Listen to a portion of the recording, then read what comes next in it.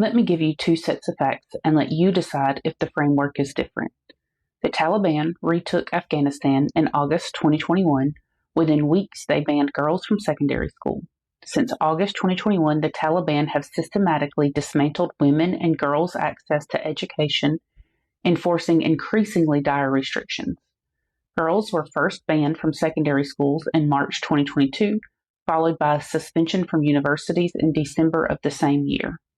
By April 2023, 80% of school-aged girls and young women were out of school.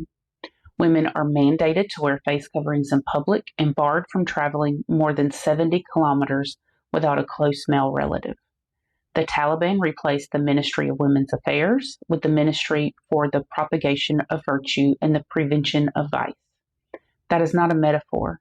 That is the actual name of the government agency now responsible for Afghan women's lives. Now the other set of facts. Project 2025 calls for the Food and Drug Administration to revoke approval of the abortion pill mifepristone, now used in more than half of all abortions nationwide. It proposes policies that would ban certain forms of birth control and emergency contraception. It suggests that in vitro fertilization become fully obsolete and ethically unthinkable. Project 2025's forward explicitly calls for deleting the terms gender equality, gender equity, reproductive health, reproductive rights, and abortion from every federal rule, agency regulation, contract, grant, regulation, and piece of legislation that exists.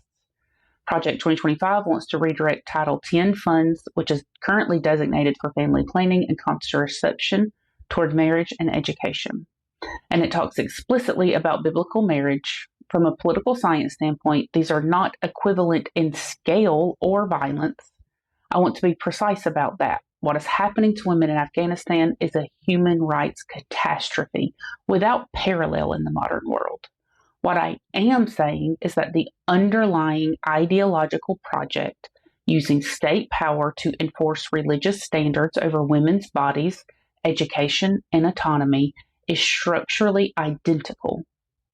The mechanism is the same. The scale and speed differ. This is part 2 of a 7-part series called the Theocracy Playbook. Part 3 is about education, because controlling what children learn is the second thing both movements go for every single time.